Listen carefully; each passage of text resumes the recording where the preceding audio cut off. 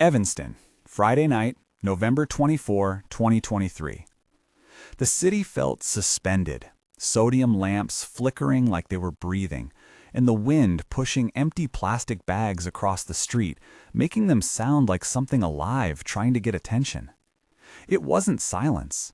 It was a stillness that felt like it was waiting for something. I was only driving because my own life had stopped making sense. Recently laid off, a breakup crushing the walls of my apartment, driving had become the only place where my head wasn't unbearably loud. 3 rides planned to cover the bills, 3 random faces, 3 moments to pass the time. But that night, they weren't 3 rides. They were 3 fractures in reality, 3 encounters that started ordinary and ended impossible. The first began with him, the passenger who brought a smell that didn't belong to anything alive. He stepped in like someone who didn't fully stand in this world. The kind of presence that knocks the air out of your chest before your mind can form an explanation. The seat dipped under his weight as if it were tired of holding him, and a cold draft crawled in with him before I even noticed. And then, the smell. It wasn't cologne. It wasn't sweat. It was a cold, chemical sterility, clean in a way that tried too hard to hide whatever existed before. The kind of scent you only encounter in places where the body is nothing but a fact. The kind of smell that only exists in a morgue. From the moment he breathed inside the car, my night stopped being ordinary. Because it wasn't just the smell. It was the way he moved, half a second delayed, like his body was listening to instructions coming from somewhere else. And when he whistled 3 metallic notes, repeating with machine-like precision, I knew. He wasn't just my first passenger. He was the first warning. We talked the usual small talk. Where are you headed? Just over to the library. Finals? Sort of.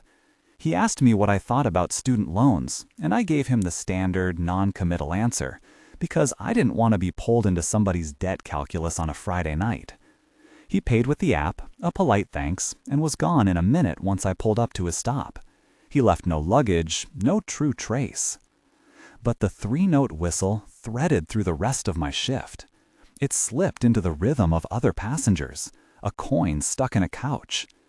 At the next set of lights, I found myself humming it without thinking, a way of making sense of the small metallic pattern.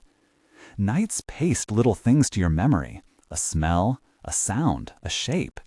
Jason's whistle became one of those things. The thing about the whistle was not that it should have warned me. It's that it lodged, small and precise, and began to gather other negligible facts into an inventory. That inventory was how the city stored names for me. 3 notes, peppermint, a fossil small as a coin.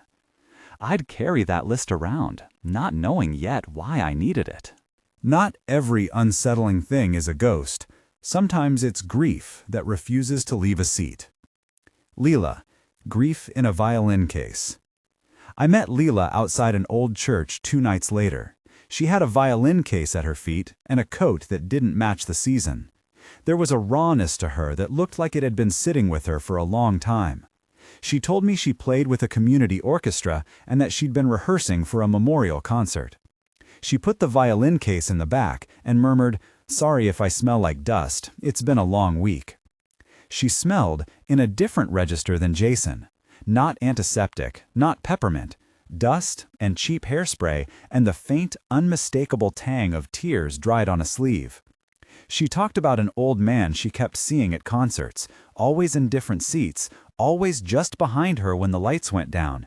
He wasn't menacing. He was ordinary in a way that made her grief more acute. Dull shoes, a cardigan that had seen winters, eyes that looked like glass marbles left in a sock drawer. She didn't ask for anything. Mostly she talked. How can someone be there and not be there, she asked, without looking at me. She had the precise way of speech musicians develop, where a phrase has the weight of a bar of music, pauses built in so the next thing lands exactly where it should. Across town, the man she described could have been any of the audience, 90 people in 90 chairs. But the detail she returned to was small and stubborn. The old man would appear in different pews at different events, always a few rows behind, never moved, as if memory itself had taken a seat and refused the program. Leela admitted she sometimes turned and searched for him, wanting to know if she was in a play for which she'd missed the first act.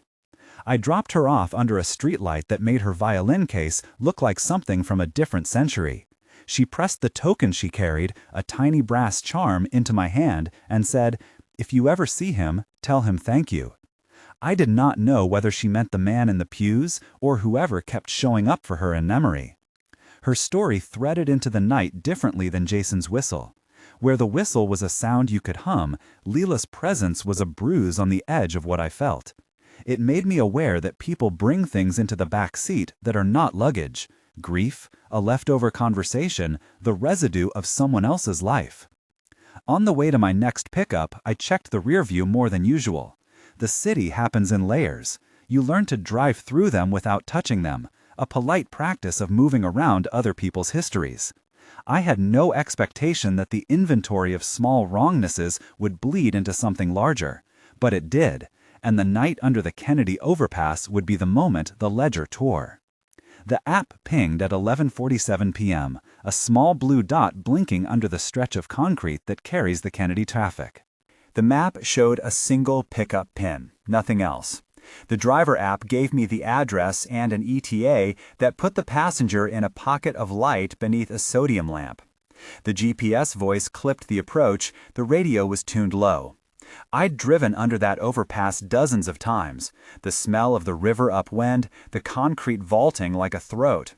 There's a kind of acoustical hush under those bridges, like the city holding its breath. I pulled under the lamp. The man who opened the passenger door was older than I would have guessed from the photo thumbnail. Hair the color of a washed-out newspaper, face weathered but not unkind, hands that folded a worn blanket over a lap that carried dog hair like a quiet confession. He moved with a slowness that suggested he was protecting something fragile. His eyes were closed when he spoke. "Where to?" I asked. He named a neighborhood that took 20 minutes against the night's light pace.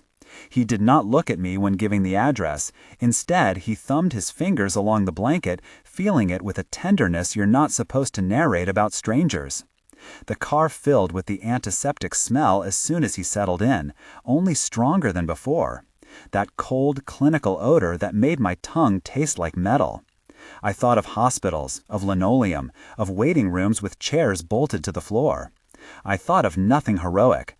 I thought of the 10-second pause before a surgeon begins. He had a folded dog blanket across his knees, a small chew of fur at its edge, and when he reached into the parcel, he moved too slowly for the city's rhythm. At one point, he hummed something under his breath. It was not the 3-note whistle, but the sound carried the same small insistence. "You okay?" I asked. His eyelids fluttered. He muttered something that could have been the name of a street or nothing at all. I reached back through the space between the seats and checked for a pulse at his wrist, because it is what you do when a person goes soft in the back of your car and you don't know whether it is sleep or something worse. The wrist was warm and weak. I pulled the wheel to the curb and stopped. My hands wanted to be decisive, which is a different thing from being right. I patted the passenger's shoulder lightly to wake him again and said, "Sir?" He made a sound that was more like an absence than a word. I leaned forward with my phone already in my hand and dialed 911 while my thumb flagged the ride in the app. The emergency flag is a simple swipe and a button. The app pops up a couple of safety options, then a confirmation. I hit them in quick succession, because hesitation is the enemy of good procedure. 911, what's your emergency? The dispatcher's voice was calm, practiced in the way of people who make their work from other people's interruptions. I told her we were under the Kennedy overpass, the car parked on the shoulder, a male passenger unresponsive. I described his color, his breathing, what I could sense with no medical language beyond a checked pulse. She told me to stay on the line and start CPR if he stopped breathing. Then she asked for more details. I repeated what I could. My voice felt like it belonged to someone else. I hit the app's emergency button to submit my location to the service and to the company. A chat window popped up with the fleet dispatcher profile, Kevin. He pinged back with a curt, efficient message. "We're on it. Stay with the vehicle. Do not move passenger unless necessary." That's the standard line. It's also the right one. Being the person who calls 911 in the back of your car is an odd position. You are both witness and first responder in the smallest sense, and that border is thin. I memorized the dispatcher's name, the call reference number, the sound of my own breathing. I looked back to see if the man's chest was rising, if his jaw had relaxed. His skin had a certain waxen pallor under the sodium lamp, as though the night had drained color from him. The antiseptic smell sat on top of everything like a second skin. Marcus, a neighbor, knocked on my passenger window when he saw we'd stopped. He was in his 40s, wearing a hoodie and carrying a grocery bag. He tapped the pane twice, then pounded with the flat of his palm. I unlocked the door and cracked it a couple of inches. "Is he breathing?" Marcus asked. The sort of quick, honest question that doesn't judge you for the answer. "I can't tell," I said. I said it without theatricality, because there was nothing to be gained from pretense. "I've called 911. EMTs are on the way." Marcus looked into the back seat, and his face did that fast, compressing movement of someone who understands a scene is shifting into something serious. He did not offer to help with CPR. He stayed by the window and kept vigil. Sometimes people's helpfulness comes in being a witness, and that night Marcus provided a steady presence at the edge of the small theater of the car. The minutes between a 911 call and the arrival of EMTs have a different shape. They are sharp, compressed, and full of tiny responsibilities. I spoke to the dispatcher, recited the car's license plate, described the man's clothing and the dog hair blanket. I thumbed the ride details and took a photograph of the passenger's wrist with the time stamped in the corner, a small piece of evidence that the company would later ask for. The app logs everything: location pinged, emergency button pressed, response timeline. Documentation in those moments feels both mechanical and sacred. It keeps you tethered to a sequence you hope won't unravel into regret. Maria, a fellow driver I recognized from the lot, rolled up with her headlights on. She gave me a quick wave and pulled a few cars back so the EMTs would have room. "You okay?" she asked as her car idled. "No," I said, which meant many things. It meant I was shaken, that I felt the inventory of the night's oddities thicken into something with edges. It also meant I was doing what needed to be done. When an ambulance turned its lights on in our rear view like a comet, there was a small private relief. Relief is a strange, immediate animal, sitting on your chest like a tiny bird. The EMTs jumped out, efficient and distant in the way well-trained people are. They moved like constellations of purpose. One kneeling in the doorway, one calling into a radio, another setting up a monitor. Officer Ramirez from the police department arrived not long after. Lights discreet, a presence that organizes disorder. They took over with the language of practiced care. Check airway, open the airway, phrases that are precise and without flourish. I stepped back because you do not hinder professionals. They asked me what I observed, and I told them the sequence as plainly as I could. Picked up under the overpass at 11:47, passenger quiet when he entered, pale, weak pulse, dog hair blanket, smell of antiseptic, app emergency flagged, 911 called. Detective Lewis later told me that classifying the chain of events clearly helps investigations proceed without friction. In that moment, I felt grateful that the facts were simple and small.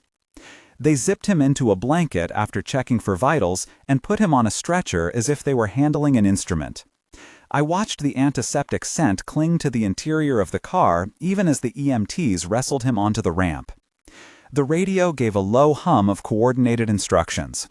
No theatrics, no sudden proclamations, just the measured practice of trained hands doing their work. I remembered Jason's 3 notes when they carried him past the hood.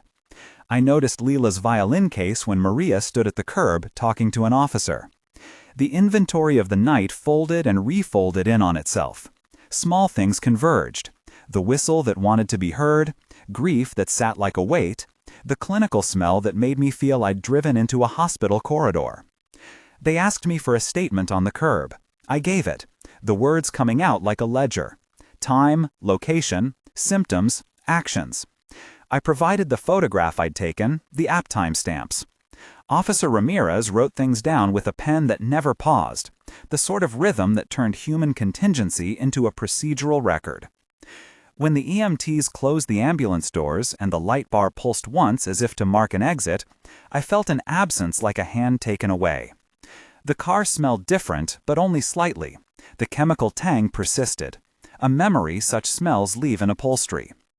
I sat in the driver's seat a long time before I could move.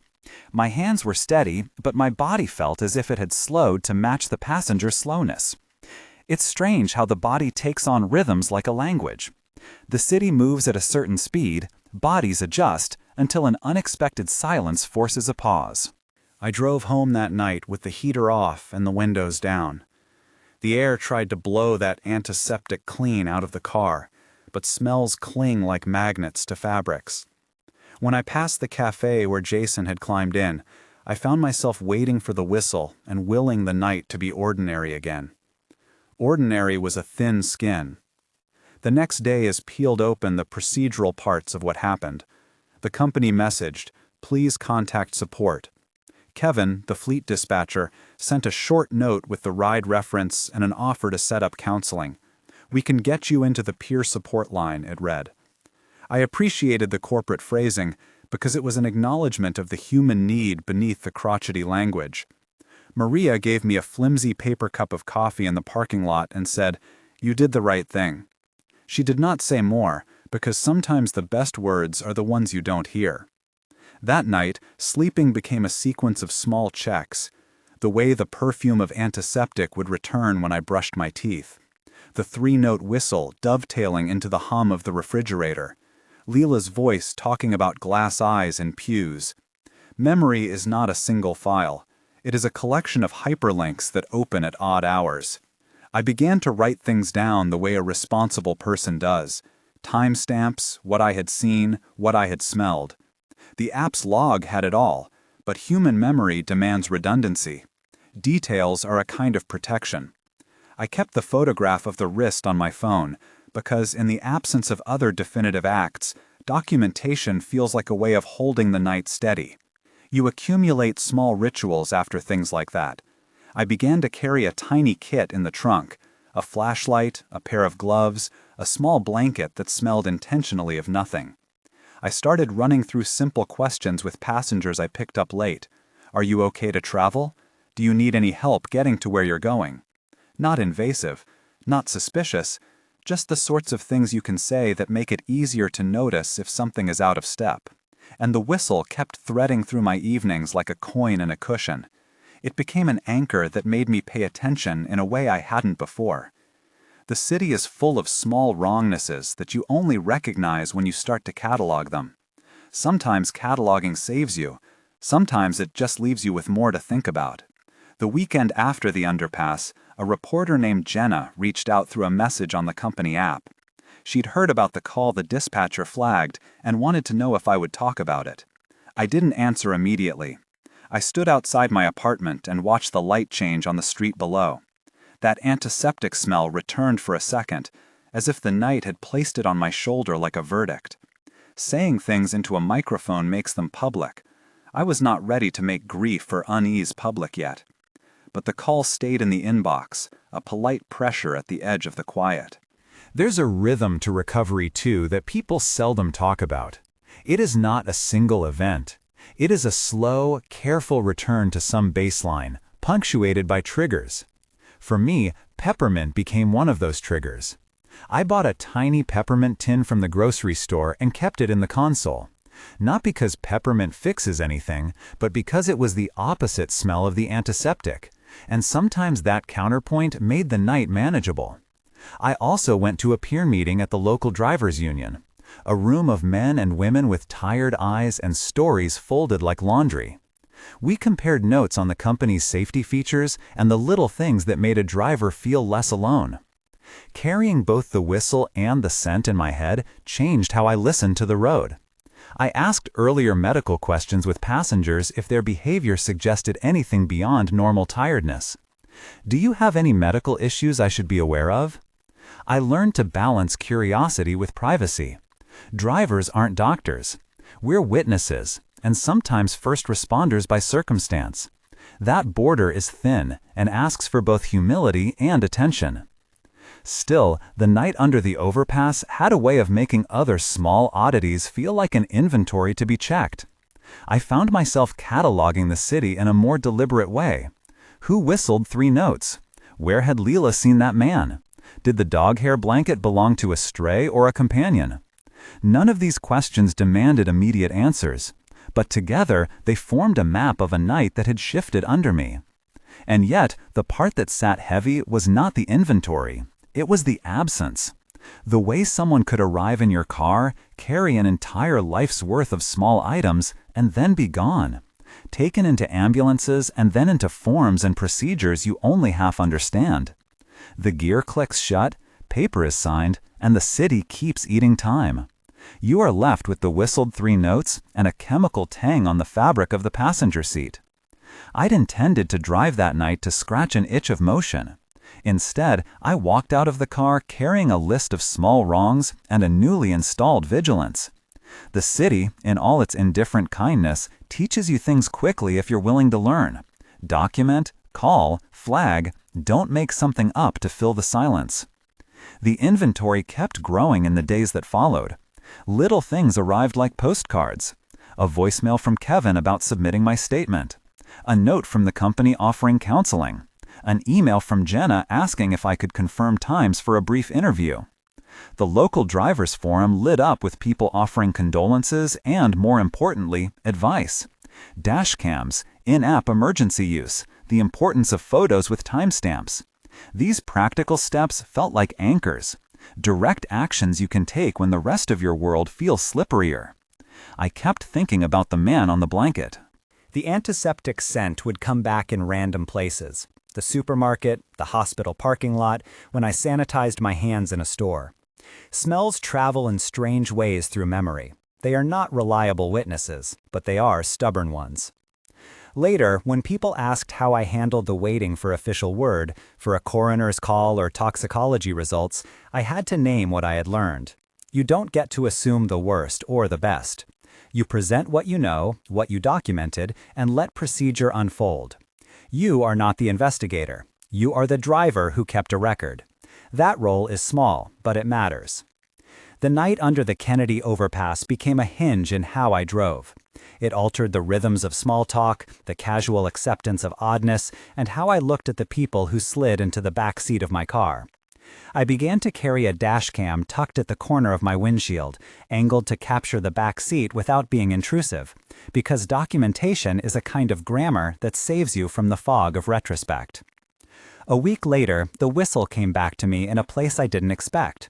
An offhand song on the radio at the gas station, a looped melody that pricked the back of my neck. I thought of Jason in the cafe, and Leela at the church, and the man under the overpass. The city stitches people together in accidental seams. I haven't told you everything yet. There's more that follows. The message from the coroner, the way the company handled post-ride review, the interviews, the neighborhood murmurs. There are the small rituals I adopted to keep myself steady, and the counseling sessions that helped me name the bluntness of that night. For now, I sit with the inventory. 3 notes, a violin case, a dog hair blanket, an antiseptic tang that keeps returning like a punctuation. Memory is a heavy thing. It's tactile and stubborn. It lives in the seat fabric and the small fade where a smell once lived. If you've had a ride that still sits in your chest, leave a single sentence in the comments below. I read them. And if you want more of these true accounts, with safety tips at the end, subscribe so you don't miss what comes next. The ambulance's taillights receded like a breath leaving a room. The concrete under the overpass had already started to forget in the way cities do. Dust and tire tracks smoothed into the ordinary. But the inside of the car held the night's residue.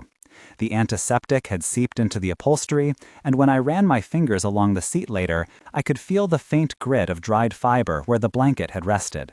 Small things remained. I stared at the dashboard until the blue of the phone screen went dim. Then I drove back onto the highway, feeling the city's lanes settle under the tires like a folded map. Later that week, someone on the neighborhood forum posted a rumor. An older man had been taken out from under the overpass. Details were thin and often wrong in the way rumors are, but they were persistent. I didn't read everything. I let the official channels do their work. I knew what I had done. I knew the photograph on my phone and the app timestamps I could pull up if someone asked. That was my small, comforting control. I made an appointment for a counselor 2 nights after that. I also started attending driver meetups where we talked about safety protocols without the melodrama. We practiced exactly what to say to a dispatcher, how to keep a scene secure, and the paperwork to collect. Practical things anchor you more thoroughly than any prayer or rumination. They are solid, mundane tools that carry you through the unanswerable parts. When I think about that night now, what returns most often is sensory. The 3-note whistle that still sometimes plays when I close my eyes, the faint peppermint of a cafe napkin, and the clinical tang that made the passenger seat feel like an unofficial triage room. Memory attaches itself to sensation like a barnacle to a ship. There was another thing I began to do, almost on instinct. I started to ask a small, natural question within the first 30 seconds of a ride if the passenger looked even slightly off. Nothing invasive. A simple, "Are you feeling all right to ride?" in the kindest tone. Often the answer is a nonchalant yes. Occasionally, someone says no, and you are both more alert. That question is a shape. It gives a person license to say something small and important. I learned that night to document without dramatizing. Photos, timestamps, precise statements delivered calmly to officers and dispatchers. These are the real tools you can use when you are the person who found something wrong in the back seat. They are not glamorous, they are effective. But ask me what it felt like then, and I will tell you. Flat, precise, and oddly luminous. The antiseptic smell made everything seem edged and light, as if the world had been turned down to black and white. That sensation has a way of visiting me in the strangest moments. There is more to say about what happened after that ambulance left, and about the chain of people who got involved. There are professionals who wrote reports, a coroner who would eventually speak in neutral language, and an app that would log tens of seconds I still replay in my head. There are also stories of small human kindnesses. Marcus standing by the window, Maria offering a coffee, Kevin's terse but helpful messages. But the unfinished part, the part that sits like an unturned page, is the meeting with the coroner's office, the waiting for toxicology, and the conversations that followed about safety reforms. Those are things with their own tempo and weight. For now, I keep driving. The city continues to pass through me. The whistle, the violinist's grief, the man's antiseptic scent, they all remain items in my mental inventory. I have made some changes, a dash cam, a trunk kit, a few practiced phrases. I have attended meetings and sat across from a counselor who taught me how symptoms of trauma can be small and cumulative. We call intrusive memories what they are and name them without shame.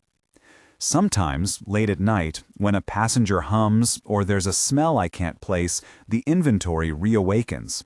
Then I do what I've learned. Check for vitals in the smallest possible way, ask a straightforward question, document the time, and make the call if anything is wrong.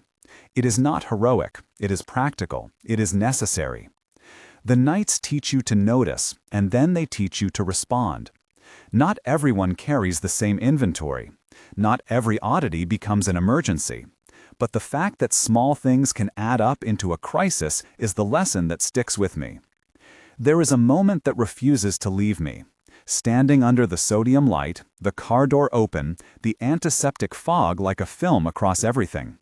It was not cinematic in the Hollywood sense. It was a series of efficient moves. A pulse felt, a phone dialed, an app flagged, a stretcher loaded. The drama was banal, and in that banal sequence, painfully real. That sequence taught me how fragile the boundary is between normal and emergency. It taught me how important simple procedures are. It taught me how the city will shrug and continue while you carry a load that stays with you in the small things, in a whistle, a scent, a memory that moves like a ghost. A few days after the ambulance left, I got a call from Detective Lewis. His voice was calm, in that way professionals learn. Clear, unhurried, the kind that signals someone who has done this work before. He asked a few routine questions I'd already answered on the curb. Exact pickup time, where I'd stopped, what the man looked like, what I had smelled, whether I had taken photos. He thanked me for the timestamps and the photograph of the wrist. He said the coroner would reach out with any preliminary findings once they'd completed an initial review. When the coroner's office did call, their language was precisely the kind that keeps grief from being a conclusion. They gave a preliminary finding: probable cardiac arrest. They emphasized the word probable and added that toxicology tests were pending. I remember the roundness of that phrase, probable cardiac arrest, because it felt both definitive and provisional at the same time. It made me understand how investigations are like the slow thawing of things. Conclusions arrive in cold, careful drips rather than a dramatic flood. Jenna, the reporter, called again after that. She'd seen the coroner's preliminary note and wanted to know how it felt to be the person who had called 911. I thought about not answering, but I also understood the odd relief that comes with being able to place a night into words. I gave her the same measured account I'd given the detective. She wrote it down. A short piece ran in the local outlet, factual, respectful, quoting the official language. People left a handful of comments. Some expressed sorrow. Others offered practical advice for drivers. The internet did its thing. Small kindnesses and small spectacles arranged in the same paragraph. One of the stranger parts after the initial shock was how procedural things came to occupy more room than the emotional ones. I spent a morning at a company call with a support rep who walked me through how my report would be documented: the ride ID, the emergency flag, the 911 call log. Kevin pinged me again. Not many words, just an offer to set up counseling through the company's employee assistance program. Maria texted, "You did the right thing." These were the small scaffolds that help a person stay upright in the weeks after. There were practical follow-ups too. Detective Lewis asked if I would stop by the precinct for a recorded statement. Officer Ramirez's handwriting had become part of the record. He'd written down times and clothing descriptions with the economy of someone used to turning scenes into facts. I went down to the station out of hope that more information would make the edges of the night less jagged. I sat at a metal table under a fluorescent light and gave my statement again, slower this time, letting the sentences settle into the investigator's form. Afterward, Detective Lewis walked me to the door and thanked me for the documentation. "You did what people ask," he said. "You called, you documented, you stayed." It was a kind sentence that felt like a small absolution. Toxicology results, I was told, would take longer. That waiting was its own kind of pressure. In the absence of a final report, you fill the spaces with questions you can't answer. You also learn to accept the procedural pace of medical and legal systems. Their tempo is not built for the urgency of grief, it is built for the certainty of evidence. So I let it do its work, while I did mine. I went to counseling, I went to driver meetups, I tightened the rituals that kept me steady. Counseling was more practical than I expected. We talked about intrusive memories and about how senses become a ledger for trauma. My counselor called them sensory bookmarks, a smell, a sound, a touch that lifts a memory intact. She taught me small tools, grounding techniques for when a memory flashed unexpectedly, how to name sensations without giving them overwhelm, and how to use simple routines to reduce the chance of the past catching me off guard. We practiced breathing, yes, but also small behaviors. Checking the app logs, taking photographs for documentation, having a tiny kit in the trunk. She emphasized that doing those things gave me back a measure of control. The drivers' meetups were both practical and quiet. We gathered in a fluorescent room above a diner and talked about the app's emergency features and the practicalities of being a witness. People shared what worked. Dash cams that capture the back seat at an angle respectful of privacy but helpful for documentation. Gloves for handling blankets. A disposable plastic bag for anything that might be evidence, and a small flashlight. One driver suggested a printed checklist to keep in the glove compartment. Time, location, plate number, whether an emergency button was pressed, whether 911 was called, and a reminder to take a time-stamped photo. The checklist was simple and useful, and it felt like a way to turn a night's fog into something legible. We also role-played calls to dispatchers, what to say, what not to guess. We practiced the scripted sentences that reduce panic in yourself and clarity in others. My passenger is unresponsive. I have a weak pulse. I have flagged the ride in the app. I will not move the passenger unless instructed. There's an odd steadiness to those sentences. They protect you from improvising in a way that might complicate someone's care. I installed a dash cam the week after. It was a small, unobtrusive rectangle tucked into a corner of the windshield, positioned to record the back seat without making anyone feel watched. Privacy came up when we talked about it. Drivers and passengers have rights. So I made sure it captured only the interior, and I kept it pointed down enough that faces were not exaggerated moments for strangers' humiliation. The camera felt like a grammar of accountability. If anything happened again, I would have a factual record to give to authorities. The presence of that small device lowered a certain anxiety, not by erasing the past, but by making future ambiguity less likely. There were small practical improvements I adopted almost immediately. A kit in my trunk included a compact flashlight, nitrile gloves, a thin mylar blanket, not because it would save a life, but because it can protect fabrics and deter contamination, a spare bottled water, and a simple laminated card with emergency phrases and my go-to questions to ask a passenger in the first 30 seconds. The questions were not invasive. Are you feeling well enough to ride? Do you need me to call someone for you? They give permission for a person to say something that might otherwise be missed. I also learned to keep the conversation light but purposeful when a passenger seemed off. If someone was too lethargic, I'd say, "I can pull over if you'd like," or "Do you want me to call someone?" That gives a person options without prying. A few times I worried about policing boundaries, so I tempered curiosity with kindness and let the passenger guide the response. Marcus, the neighbor who had tapped at the window the night of the underpass, popped into my life again in small, ordinary ways. He messaged me on a neighborhood app to check how I was doing, and mentioned he'd been reading the local piece about the incident. He said he'd be there that night if I ever needed a witness again. There's a quiet community that forms when you realize how often you intersect with strangers at odds with something in their bodies.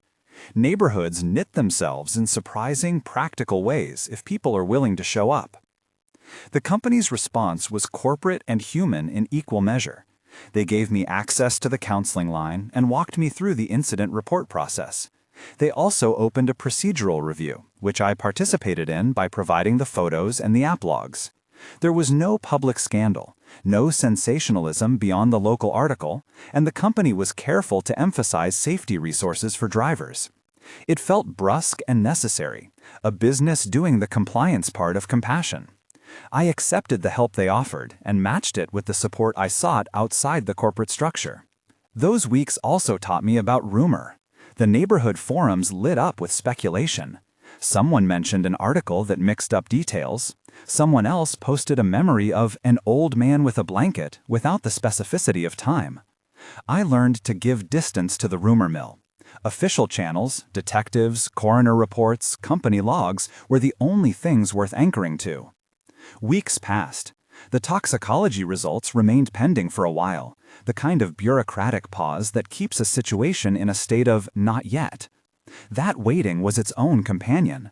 I learned to let uncertainty sit without letting it rearrange my life. That's a discipline of grief and of trauma, to continue living and to hold uncertainty lightly. There were practical conversations beyond my own circle. At a driver safety panel I attended, an EMT spoke about the simple markers to watch for in a passenger: slurred speech, breathing that's shallow or uneven, pallor or sweating that doesn't match the weather. She emphasized that drivers are not expected to diagnose. The job is to notice, to call 911, to make a clear record, and to preserve the scene as much as possible. The EMT's talk grounded me in what I had done well. She explained why not moving a passenger unless necessary is important, and why app flags with timestamps are so valuable to responders who come afterward. Therapy continued in small increments. My counselor helped me name different types of triggers: music that echoed the three-note whistle, passing a church that made me think of Leela's violin case, and that antiseptic scent that seems to travel into domestic spaces. We devised small rituals: grounding myself in the car before a shift by checking the kit and the camera, carrying peppermint mints, an odd talisman at first, but useful as a sensory counterweight, and putting a small plain bracelet on my wrist that I touch if anxiety rises. Rituals are not cures. They are reminders that you are still present. The whistle never fully left me. On some nights, it would float back in the corner of a song or in the cadence of a passing bus's horn. Sometimes it arrived as a tiny joke, an absurd memory of something harmless. Other times it landed heavy, as a reminder of how small oddities can compound into moments that rearrange your life. I stopped worrying about assigning a meaning to the whistle. Instead, I let it be a signal: pay attention. Over the following months, I saw the benefits of documentation more clearly. An insurance exchange required the app log and the photograph. The detectives used my timestamps to corroborate an alibi. The coroner's office closed a portion of the case with the preliminary finding on record and with a note that toxicology would be referenced in the final report. The precision of documentation mattered. Those details were not dramatic, they were necessary. The neighborhood did what neighborhoods do best. It went on. People exchanged goods, the cafe kept its hours, and the overpass resumed its nightly traffic hum. But for me, the alley of memory had widened. The experience had rearranged how I engaged with passengers and with the city. It taught me to cultivate a balance: vigilance without paranoia, empathy without violation of privacy, action without heroics. That was the practical lesson I kept returning to. At the driver's group, I took to telling my story in a direct way: short, factual, and non-sensational. I would say the time, the location, what I smelled, what I did. People listened. Someone else told a story about a passenger who had fainted in the summer heat. Another spoke about an in-app emergency test that had saved them time. There's a quiet solidarity to these rooms. We exchange the small competencies that make night shifts safer. We practice the words we might use when there is a problem so that our tongues do not fumble in an emergency. Months later, when I was asked by a local safety organization to speak briefly about documentation, I did so. I talked about the app emergency flag, about taking time-stamped photos before EMTs moved anything, and about calling 911 as early as needed. I stressed the value of peer support and of counseling. The talk felt useful rather than performative. Practical advice draws a line from private unease to public action. There were some small, unexpected returns of kindness. Marcus waved at me one summer evening as he walked his dog. Maria and I swapped a wink across a parking lot. Kevin forwarded a note that a driver had used my checklist and that it had helped her in a small medical incident. These tiny ripples implied that my responses had not been isolated events, but part of a communal thread. The more time passed, the more the event nested itself among other things. I kept the photograph on my phone for a while, but then moved it to a folder and rarely opened it. The antiseptic smell would still catch me from time to time: hand sanitizer in a store, the laundry aisle in a supermarket. But those moments were less like bellows and more like signals to breathe and to notice. I had not become indifferent, but I was learning to live with the inventory rather than to be owned by it. I never learned everything about Martin: how the coroner's final report would read beyond the preliminary finding, who he had been at home, what led him to the blanket. That was not my information to have. I knew the small part I had: that I'd called for help, that I'd documented, that I'd stayed with the vehicle. That sufficed for the ledger of my conscience. There is a persistent question drivers sometimes ask me: when do you call 911? My short answer is this: early.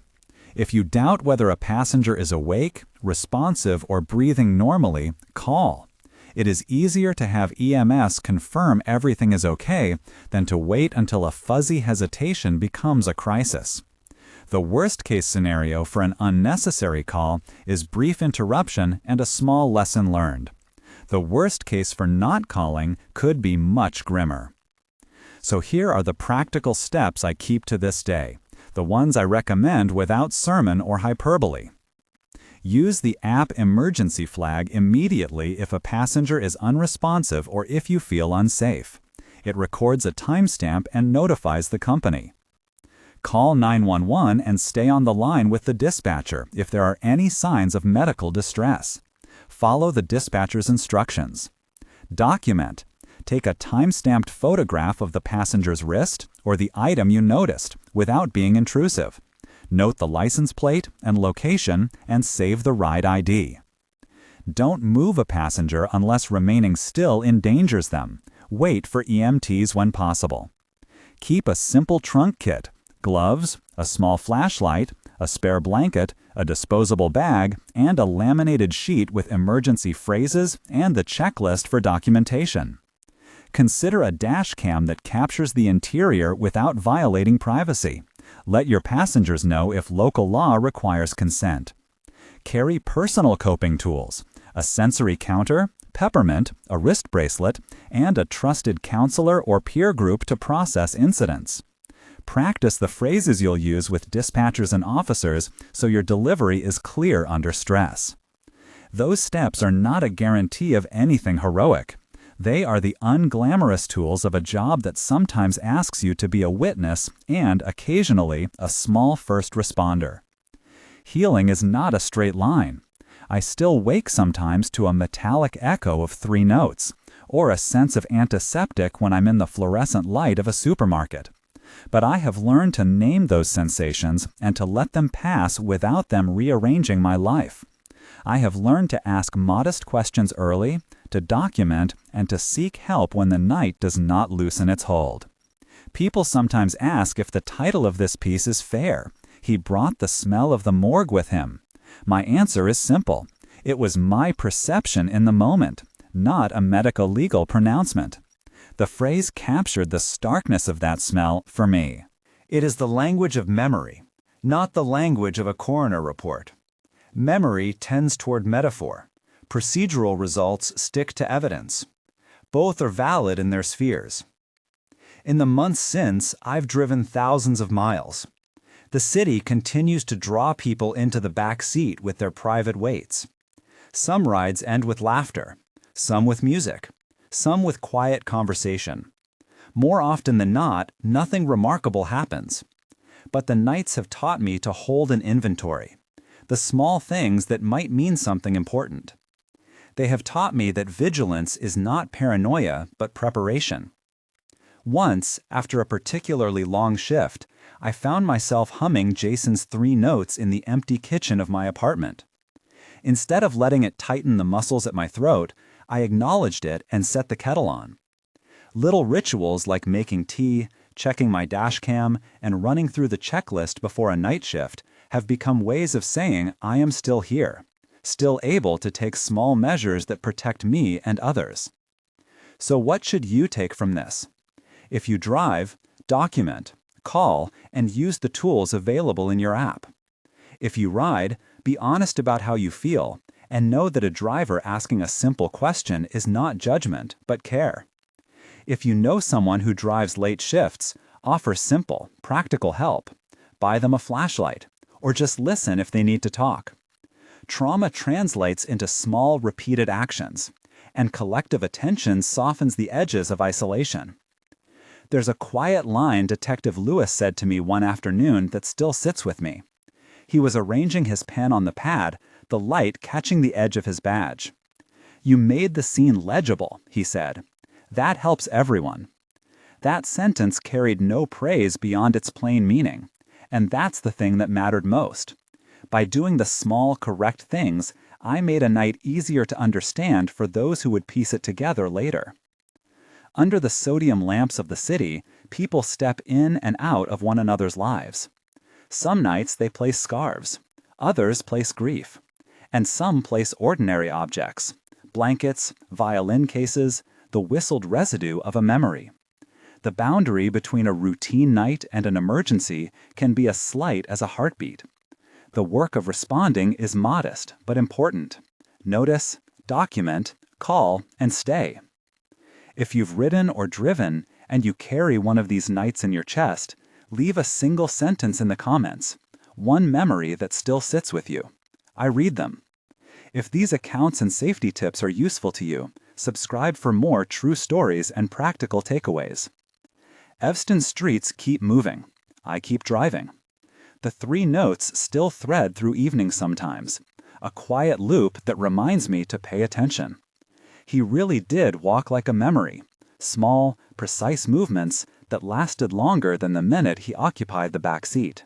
The antiseptic scent stayed for a time, a stubborn residue, and then it faded into the larger catalog of city smells.